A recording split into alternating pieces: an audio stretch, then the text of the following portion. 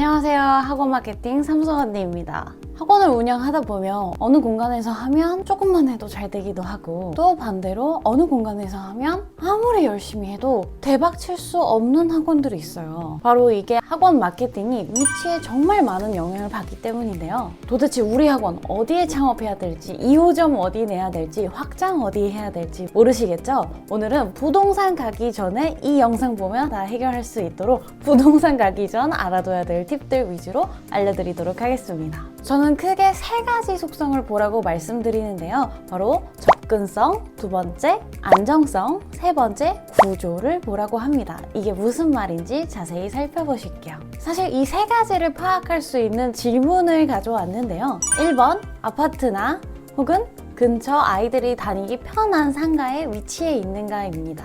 사실 정말 기본적인 거죠. 아이들이 학교 끝나고 편하게 갈 수 있어야 발도 자주 가고 몸도 자주 갈 수 있는 법입니다. 그래서 학원은 사실 모여 있는 경우가 많아요. 그리고 엄마들이 생각했을 때 이런 공간의 경우 밝다고 느껴지기 때문에 좋은 인상을 줄 수 있습니다.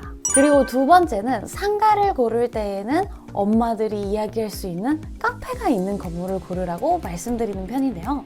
엄마들이 사실 우리 학원을 칭찬하는 시간과 공간을 마련해 주시는 게 좋거든요. 실제로 이걸 제가 어디서 아이디어를 가져오고 원장님들께 알려드리고 실제로 실행을 하게 됐냐면요. 주비스 미라클이라는 책에 나와 있습니다. 주비스라는 다이어트 에스테틱을 운영하셨던 회장님께서는 목동에서 운영을 하실 때 운영 초기에 우리 손님이 진짜 바글바글하다라는 걸 알려주기 위해서 일부러 신발도 정리하지 않고 보여지는 상태로 다 놔두셨다고 하고, 우리 센터에 관리 시트지도 벽에 붙여놓으셨다고 해요. 이런 것처럼 우리 학원 건물에 오랫동안 사람들이 남아있어야 여기 잘 되는 데인가? 라고 생각할 수 있고, 실제로 이 시간에 엄마들이 정보를 나눌 수 있고 우리 학원에 대한 칭찬을 할 수 있어야 더 잘 될 수 있는 포인트를 만드는 팁입니다. 자, 근데 우리는 괜찮은 카페 있는 건물, 깔끔한 상가가 있는 메인 학원가 건물에 내기에는 자금이 모자르다라고 하실 때 제가 진짜 추천하는 장소가 있어요. 바로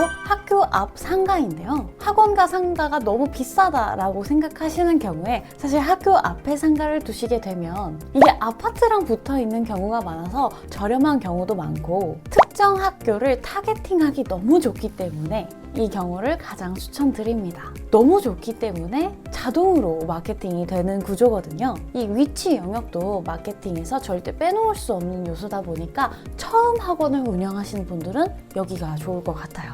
자, 이렇게 되면 세 가지 질문으로 아까 말씀드렸던 접근성과 안정성에 대해서는 어느 정도 확인을 하실 수 있는데요. 나머지 세 번째 구조에 대해서는 바로 다음과 같은 질문으로 확인하실 수 있습니다. 부동산에 가셔서 이 학원의 구조도를 보시고 책상과 걸상을 얼마나 놓을 수 있는지 계산해 보세요. 특히 가벽까지 세울 것을 모두 예상하시고 우리 학원에 맞는 최적의 효율에 맞춰서 세우시는 게 굉장히 중요합니다. 이게 사실 직접적으로 가장 매출에 도움이 많이 되고, 제가 만나 뵀던 원장님들 중에 1000명 이상 넘어가는 원장님들도 지점을 낼 때 이 점을 가장 많이 신경 쓰신다고 말씀해 주셨어요.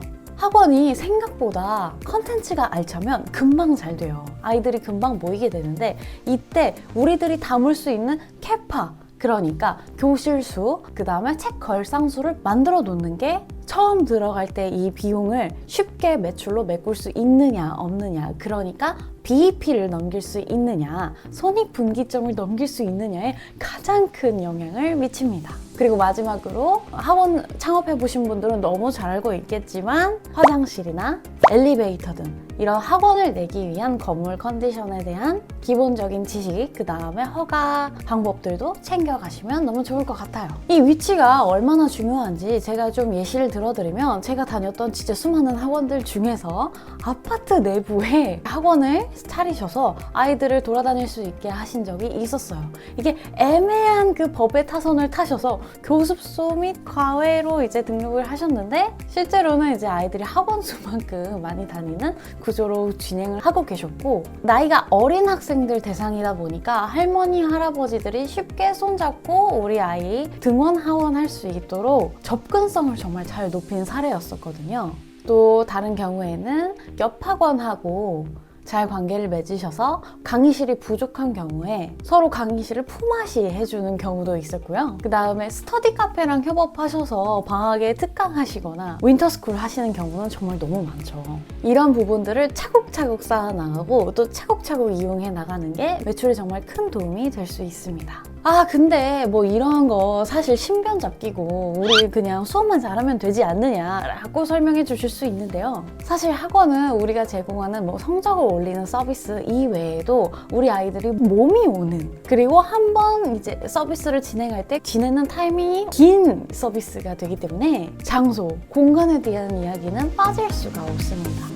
그러다가 이런 거 놓치고 그냥 오픈하게 되면 아이들이 많이 몰려왔을 때 잡지 못하고 바로 빠져나가는 게 가장 큰 손해예요. 그렇게 해서 아직 첫 학원의 비용들을 다 메고 못했는데, 그러니까 손익분기점을 넘기지 못했는데 확장을 하게 되는 케이스가 가장 손해보기 쉬운 케이스입니다. 자, 그러면 여기까지 학원을 차리기 전에, 2호점을 내시기 전에, 확장을 하기 전에 꼭 체크해야 될 장소에 대한 부분들 오늘 알아봤는데요. 학원 마케팅을 하기 위해서 생각보다 이런 입지, 경영적인 측면 정말 많이 알아봐야 되더라고요. 어때요? 이런 부분에서 또 궁금하신 점이 있으실까요? 학원 마케팅하고 운영하시면서 궁금하신 점들이 있었다면 아래 댓글로 남겨주세요. 제가 하나하나 확인해서 답변으로 영상 남겨드릴 수 있도록 하겠습니다. 그럼 여기까지 삼수언니의 학원 마케팅이었고요. 그럼 다음 시간에 우리 또 만나요. 안녕!